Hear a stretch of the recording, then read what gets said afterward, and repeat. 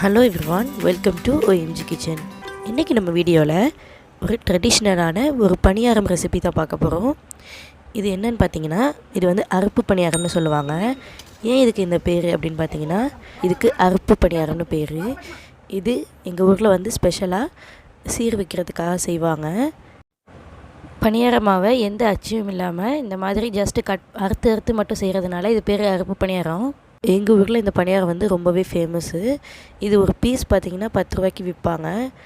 அதுவும் இல்லாமல் இது வந்து இப்போ நம்ம யாரையாவது பார்க்க போகிறோம், பொண்ணு மாப்பிள்ளைக்கு சீர் கொடுக்கணும், அந்த மாதிரிலாம் இருந்துச்சுன்னா இது கண்டிப்பாக செய்வாங்க. நான் சொல்கிற மெஷர்மெண்ட்டில் செஞ்சிங்கன்னா ரொம்பவே டேஸ்ட்டாக இருக்கும், சாஃப்டாகவும் இருக்கும். இப்போ நான் ஒரு தேங்காவுக்கு 5 ஏலக்காய் சேர்த்து ரொம்ப திக்கான பால் எடுத்து வச்சுருக்கேன். பார்த்திங்கன்னா தேங்காய் பால் ரொம்பவே கெட்டியாக இருக்கணும். இப்போ அடுத்ததாக பணியாரத்துக்கு நமக்கு முட்டை தேவை. முட்டை வந்து நம்ம மாவை பொறுத்தது. இப்போ நான் வந்து மாவு வந்து ஒரு படி இருந்துச்சுன்னா நம்ம அதுக்கு 12 முட்டை எடுத்துக்கணும். நான் இன்றைக்கி 1.5 படி மாவில் சுடுறதுனால 18 முட்டை எடுத்திருக்கேன்.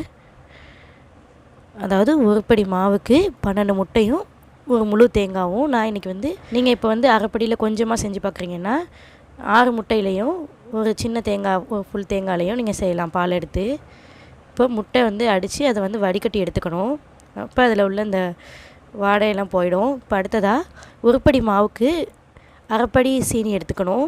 அதாவது எதில் அளக்குறீங்களோ அதிலே பாதி அளவுக்கு சீனி எடுத்துகிட்டு அதை நல்லா இந்த மாதிரி கரைச்சி விட்டுக்கோங்க.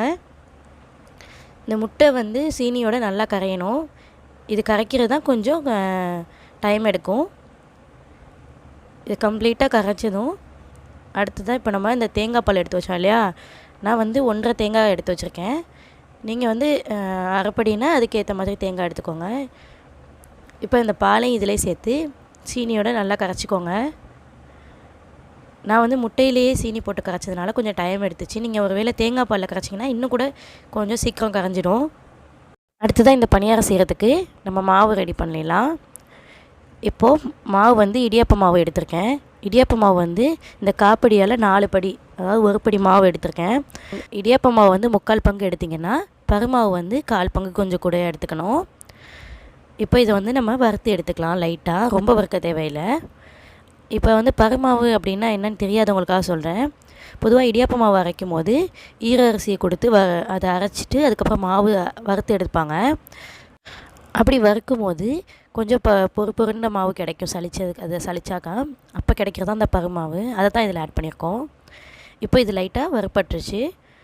இதில் நம்ம கலக்கி வச்ச முட்டை, சீனி, தேங்காய் பால் கலவையை இதில் கலந்துக்கலாம்.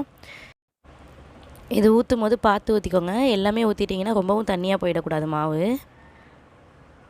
நான் சொல்கிற மெஷர்மெண்ட்டில் நீங்கள் போட்டிங்கன்னா இனிப்புலேருந்து எல்லாமே கரெக்டாக இருக்கும். மிக்ஸ் பண்ணி இதை கொஞ்சம் நேரம் நம்ம வந்து அப்படியே ஊற விட்டுறணும். இப்போ ஸ்டார்டிங் ஸ்டேஜில் இந்த மாதிரி கொஞ்சம் லூஸாக இருக்கும் மாவு, கொஞ்சம் லேட்டாகவும் வந்து அரிசி மாவுங்கிறதுனால டைட்டாகிடும். மாவு பிணையும் போது இந்த மாதிரி எல்லாமே ஒன்று சேரவும் பார்த்திங்கன்னா கொஞ்சம் லைட்டாக டைட் ஆகுது. இதை இப்படியே நம்ம ஒரு 1/2 ஹவருக்கு விட்டுறணும்.